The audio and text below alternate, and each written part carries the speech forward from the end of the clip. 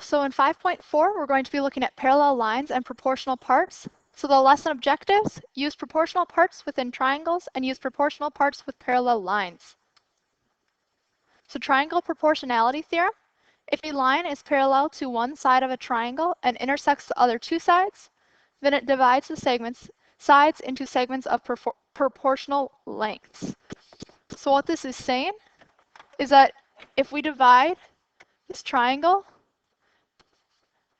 and these two lines are parallel, so if we call this A, B, C, D, and E, so if AB is parallel to EC, then our sides are going to be proportional. So that means that we're going to have AE over ED is the same as BC over CD.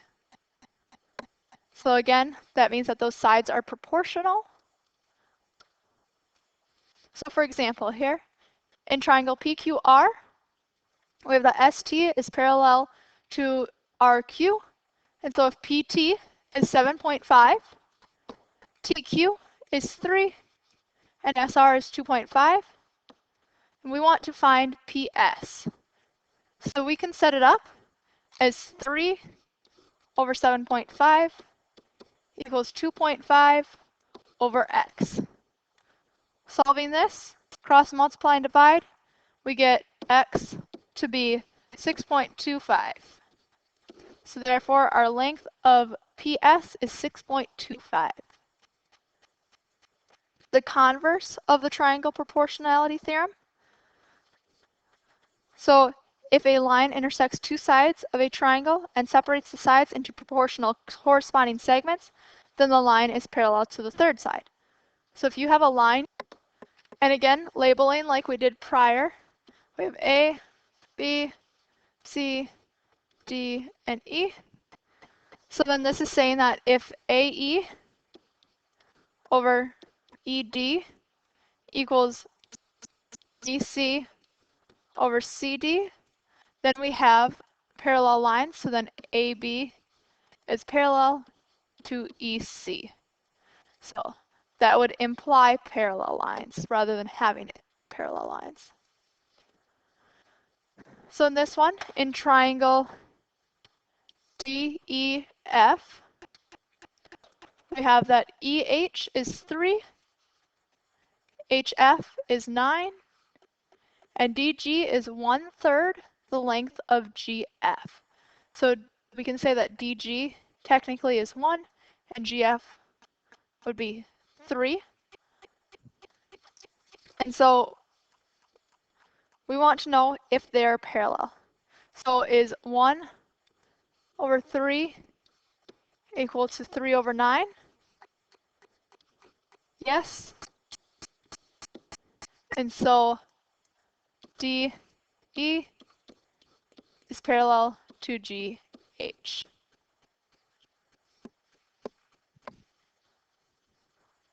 Looking at midsegments, here the midsegment of a triangle is a segment with endpoints that are the midpoints of two sides of the triangle. So every triangle has 3 midpoints.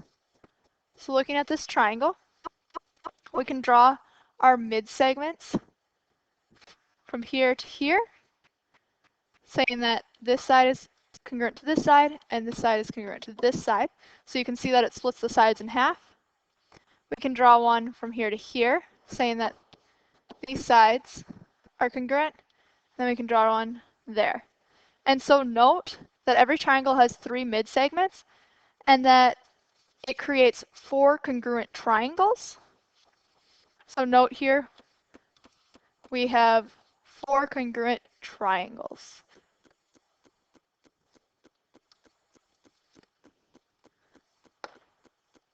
So the triangle midsegment theorem.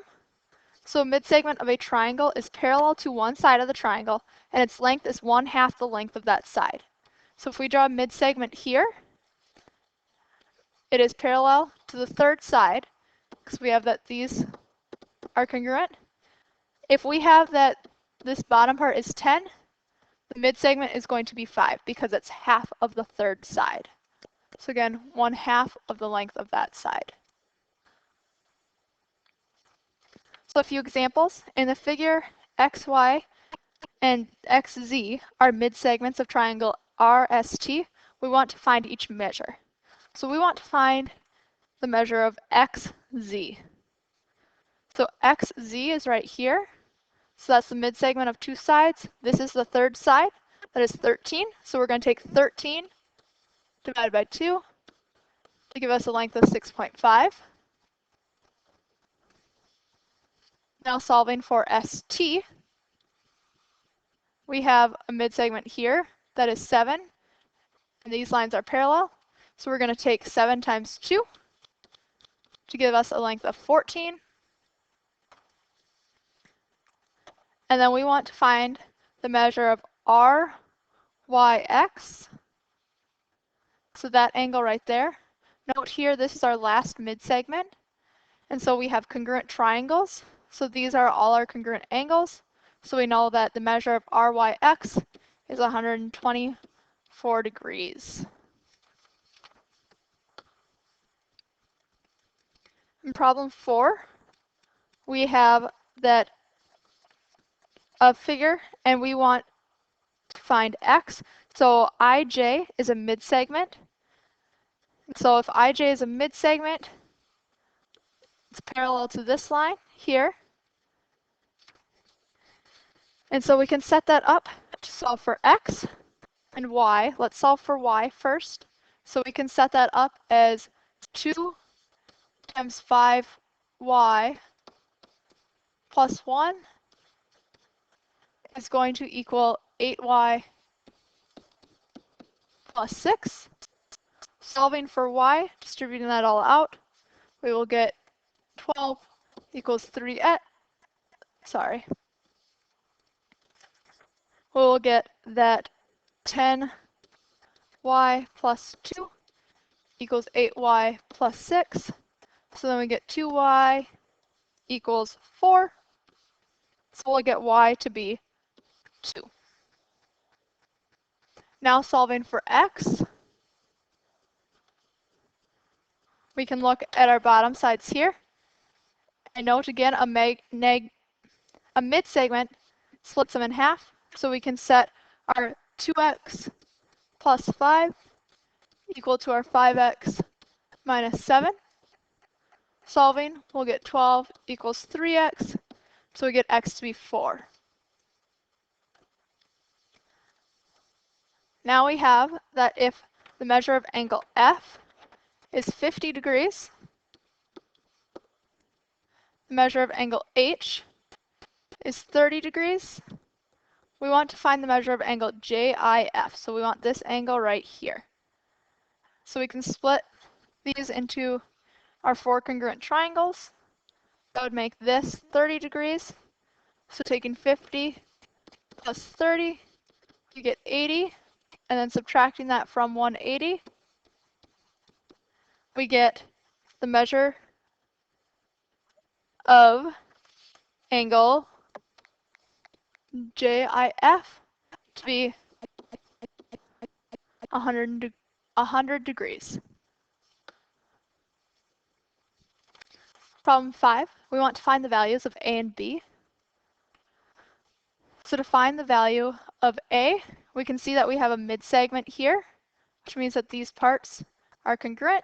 So we're going to take A to be 2 times 7 to give us 14. And then B, we have a mid-segment here that is parallel to B. So then we know that B is 2 times 8. So we get B to be 16. Good luck on your practice. Thanks for listening.